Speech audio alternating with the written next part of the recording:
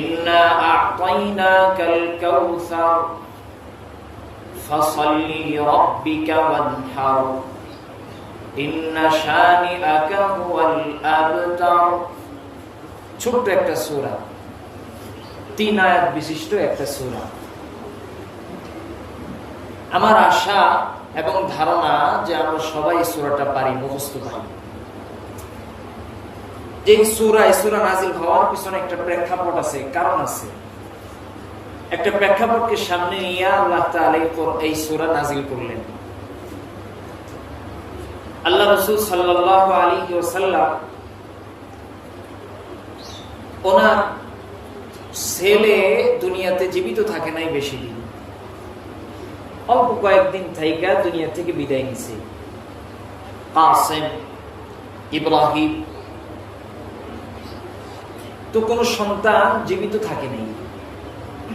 তো এটা দেখা উতবা,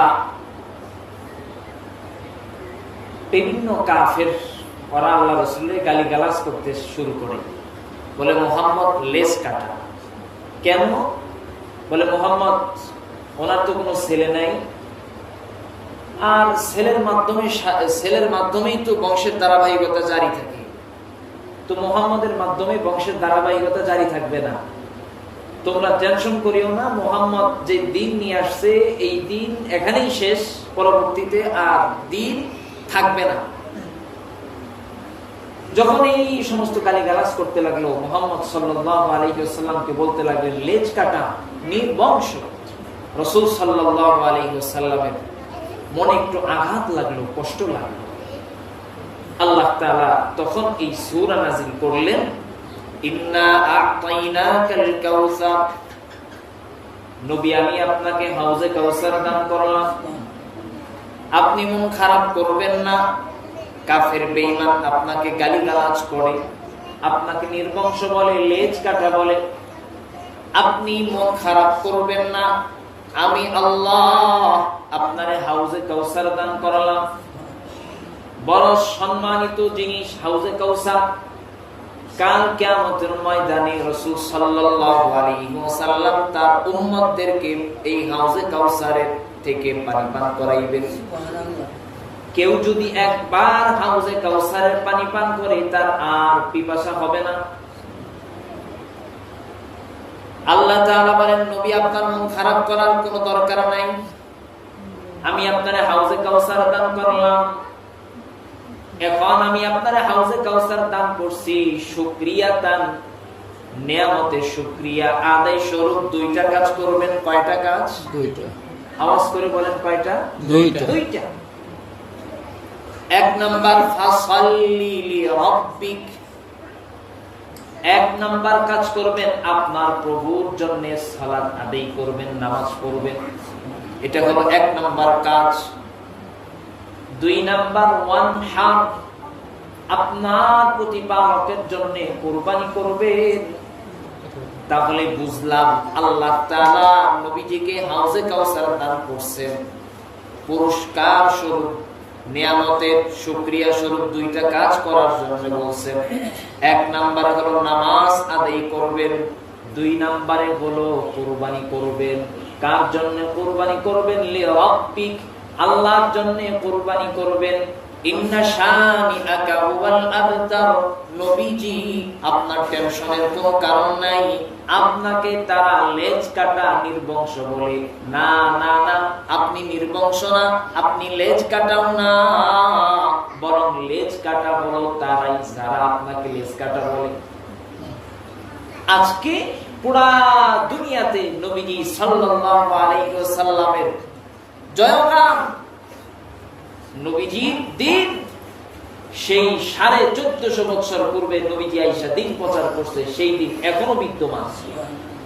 আর তাদেরকে কারা চিনে? যারা নবীজিকে গালিগালাজ করে, নবীজিকে যারা নির্বংশ বলছে, কে চিনে তাদেরকে? আস ইবনে ওয়াইল, কে চিনে তাদেরকে? আর নাম নিলেও তাদেরকে ঘৃণার সাথে নেয়, সম্মানের সাথে, ইজ্জতের সাথে নেয় না। আমার নবীজি সাল্লাল্লাহু আলাইহি ওয়াসাল্লামের নাম নিলে ইজ্জত, মায়া, মহব্বত, ভালোবাসার সাথে নেয়। তার দিন আজ পর্যন্ত বিদ্যমান। নবীজি আপনার টেনশনের কোনো কারণ নেই। এই সূরার ভিতরে যে একটা শিক্ষা, সেটা হলো কুরবানি করা, নিয়ামতের শুকরিয়া স্বরূপ কুরবানি করবে। আল্লাহ নবীজিকে আল্লাহ তাআলা অর্ডার দিয়েছেন আপনি কুরবানি করেন। এখান থেকে মুফাসসিরিনে কেরাম তাফসীর করছেন, তাফসীরে লিখছেন, কেউ যদি কুরবানি করে একমাত্র রবের সন্তুষ্টি পাওয়ার জন্য কেউ যদি কুরবানি করে, কাল কিয়ামতের ময়দানে আল্লাহ তাআলা তাকে হাউজে কাউসারের পানি পান করাইবেন। সুবহানাল্লাহ। অন্যতম একটা পুরস্কার হাউজে কাউসারের পানি পান করা। আল্লাহ তাআলা যারা কুরবানি করে তাদেরকে হাউজে কাউসারের পানি পান করাইবেন। কুরবানির অন্যতম আরেকটা পুরস্কার হলো রক্ত মাটিতে পড়ার পূর্বেই আল্লাহর দরবারে কবুল হয়ে যায় যদি অন্তরে ইখলাস থাকে, এবং প্রত্যেকটা পশমের বিনিময়ে আল্লাহ তাআলা সওয়াব দান করেন। সুবহানাল্লাহ। এবার আমি জিজ্ঞেস করি, গরুর গায়ে, পশুর গায়ে, ছাগলের গায়ে যে পশম আছে এটা গণনা করা সম্ভব না। অগণিত পশম আছে। এই পরিমাণ সওয়াব আল্লাহ তাআলা কুরবানি দাতাকে দান করেছে। সুবহানাল্লাহ। 2 নাম্বার পুরস্কার। 3 নাম্বার, কেউ যদি রবের উদ্দেশ্যে কুরবানি করে তাহলে মিজানের পাল্লায় তার কুরবানির যাবতীয় বস্তু, রক্ত, মাংস, হাড় যা কিছু আছে সবকিছু মিজানের পাল্লায় উঠানো হবে। এইগুলো কুরবানির পুরস্কার।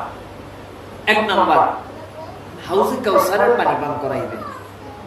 2 নাম্বার, পশমের বিনিময় যত পশম থাকবে পশুর গায়ে ঠিক তত পরিমাণে আল্লাহ তাআলা সওয়াব দান করবেন। 3 নাম্বার, মিজানের পাল্লায় আল্লাহ তাআলা এই কুরবানির বস্তুটাকে উঠাইবেন। সুবহানাল্লাহ। যদি কেউ কুরবানি না করে, আল্লাহ রাসূল সাল্লাল্লাহু আলাইহি ওয়াসাল্লাম ধমকি দিয়েছেন, মারাত্মক ধমকি, ভয়ঙ্কর কথা আল্লাহ রাসূল বলেছেন। قال رسول الله صلى الله عليه وآله وسلم من وجد الساعة, যেই ব্যক্তির সামর্থ্য আছে, যেই ব্যক্তির টাকা পয়সা দৌলত আছে, ফালাম ইউদাহি, কিন্তু কুরবানি করে না, ফালা ইয়াকরাবান্না মুসাল্লানা, সেই ব্যক্তি যেন আমাদের ঈদগাহে না আসে। ঈদগাহে না আসে, নবীজি বলেছেন, এত বড় ভয়ানক কথা বলেছেন। এজন্য আমাদের যাদের সামর্থ্য আছে আমরা এই গুরুত্বপূর্ণ আমল থেকে পিছিয়ে থাকবো না ইনশাআল্লাহ। কুরবানির দিনে রাসূল বলেছেন, কুরবানির দিনে কুরবানির থেকে দামি কোন আমল আল্লাহর কাছে আর নাই। কুরবানির দিনে সব থেকে দামি আমল হচ্ছে এই কুরবানি করা। তো একজন মুমিনের উচিত আল্লাহর কাছে যে জিনিসটার দাম আছে, মূল্যায়ন আছে, ওই জিনিসটাই করা। আল্লাহ যে জিনিসের নারাজ ওই জিনিস না করা। তো কুরবানির দিনে সব থেকে দামি আমল কোনটা? কুরবানি করা। কোনটা? কুরবানি করা। এজন্য যাদের সামর্থ্য আছে আমরা সবাই কুরবানি করব। কুরবানি থেকে কেউ আমরা পিছিয়ে থাকবো না ইনশাআল্লাহ। আল্লাহ আমল করার তৌফিক দান করুন। প্রশ্ন, কাদের উপরে কুরবানি ওয়াজিব? খুব ভালো করে শুনেন। প্রাপ্ত বয়স্ক হওয়া লাগবে 1 নাম্বার শর্ত। 2 নাম্বার বিষয় হলো মুসলিম হওয়া লাগবে। 3 নাম্বার হলো ব্রেন সুস্থ হওয়া লাগবে। ব্রেন সুস্থ হওয়া লাগবে, নারী হোক চাই পুরুষ হোক। এদের কাছে যদি জিলহজ মাসের 10, 11, 12 এই 3 দিন, অর্থাৎ আগামী বৃহস্পতিবার, শুক্রবার এবং শনিবার, এই 3 দিন কারো কাছে যদি বর্তমান হিসাবে 1,80,000 থেকে 85,000, 1,80,000 থেকে 85,000 টাকা কারো কাছে যদি এই 3 দিন মওজুদ থাকে, হোক নারী হোক পুরুষ, এর উপরে কুরবানি ওয়াজিব, কুরবানি করা লাগবে। যদি কুরবানি না করে তাহলে সে গুনাহগার হবে। এক নাম্বার মাসআলা হল হয়ে গেল। নারীর উপরেও কুরবানি ওয়াজিব, পুরুষের উপরেও কুরবানি ওয়াজিব। আমাদের অনেক মা বোনদের অনেক স্বর্ণ অলংকার আছে, অনেক রূপা আছে, অনেক গয়না আছে। দোকানে নিয়ে যাইবেন, হিসাব করবেন, যদি বর্তমান বাজার অনুযায়ী 1,80,000 থেকে 85,000 টাকা থাকে, তাহলে তার উপরে কোরবানি ওয়াজিব, কোরবানি করতে হবে। আল্লাহ তাআলা আমল করার তৌফিক দান করুন। আমিন। 2 নাম্বার মাসআলা, কোন কোন পশুর মাধ্যমে কোরবানি ওয়াজিব, কোন কোন পশুর মাধ্যমে কোরবানি করা যাবে। 1 নম্বরে হলো উট, 2 নম্বরে হলো গরু, 3 নম্বরে হলো মহিষ, 4 নম্বরে হলো বেড়া, দুম্বা, ছাগল। এই কয়েক প্রকার ছাড়া ভিন্ন কোন পশুর মাধ্যমে কোরবানি করা যাবে না। বেড়া, গরু, মহিষ, দুম্বা, উট, বেড়া, ছাগল, এই কয়েক শ্রেণীর মাধ্যমে কোরবানি করতে হবে। এছাড়া অন্য কোন পশুর মাধ্যমে কোরবানি করলে সেই কোরবানি আল্লাহর দরবারে গৃহীত হবে না। উটের বয়স হতে হবে হলো 5 বছর। এই মাসালা মোটামুটি ভাবে আমাদের এই সমাজে দরকার নেই। আছে বাংলাদেশে অনেক জায়গায় হয়তো উট কোরবানি করে, তো উটের জন্য যে বয়স শর্ত সেটা হলো 5 বছর। 5 বছরের নিচে হলে উট কোরবানি হবে না। 2 নাম্বার, গরু এবং মহিষ কমপক্ষে 2 বছর লাগবে।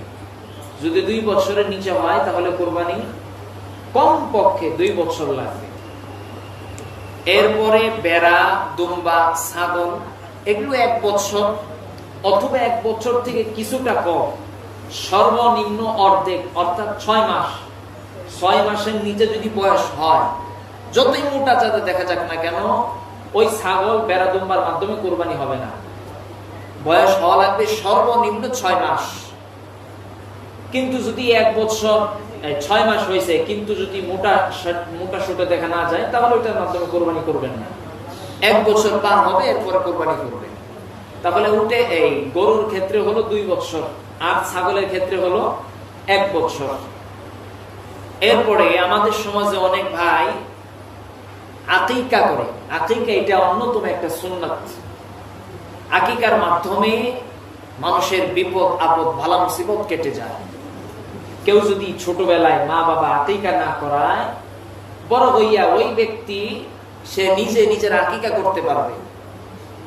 হাদিসের মধ্যে পাওয়া যায় আল্লাহ রাসূল সাল্লাল্লাহু আলাইহি ওয়াসাল্লামের আকিকা উনি নিজে নিজের আকিকা করছেন, কোন কোন বর্ণনায় পাওয়া যায়। তো এটা করা কোনো দূষণীয় না। কেউ যদি বড় হইয়া নিজের আকিকা করতে পারবে। এটা আকিকা খুব গুরুত্বপূর্ণ আমল। আমাদের অনেকের আকিকা হয় নাই, এজন্য এখন যাদের সামর্থ্য আছে আমরা আকিকা করে নিব। কুরবানির সাথে যদি আমরা আকিকা মিশ করি, আকিকাকে সংযুক্ত করি, কোনো সমস্যা নাই। আকিকা করা যাবে, কুরবানির সাথে আকিকা করা যাবে, কোনো সমস্যা নাই। এক্ষেত্রে ছেলের জন্য 2 অংশ আর মেয়ের জন্য 1 অংশে আকিকা করতে হবে। আকিকার গোশত এটা ব্যক্তি নিজে খাইতে পারবে, নিজে খাইতে পারবে। যার আকিকা ওই ব্যক্তি খাইতে পারবে, কোনো সমস্যা নাই। এরপরে কোরবানির ক্ষেত্রে সবথেকে গুরুত্বপূর্ণ বিষয় হলো হালাল উপার্জন। হালাল উপার্জনের টাকা, হালাল উপার্জনের মাধ্যমেই কোরবানি করতে হবে। হারাম উপার্জন দিয়া যদি কোরবানি করি, তাহলে সেই কোরবানি আল্লাহর দরবারে গ্রহণযোগ্য হবে না। সুদের টাকা দিয়া কোরবানি করলাম, ঘুষের টাকা দিয়া কোরবানি করলাম, জোর জবরদস্তিমূলক টাকা কারো কাছ থেকে নিয়ে কোরবানি করলাম, খবরদার। এমন টাকার মাধ্যমে কোরবানি করলে কোরবানি হবে না। কোরবানির সবথেকে গুরুত্বপূর্ণ বিষয় হলো হালাল টাকা, হালাল উপার্জনের মাধ্যমে কোরবানি করতে হবে। এই বিষয়টা লক্ষ্য রাখবো। আল্লাহ তাআলা আমল করার তৌফিক দান করুন। আমিন।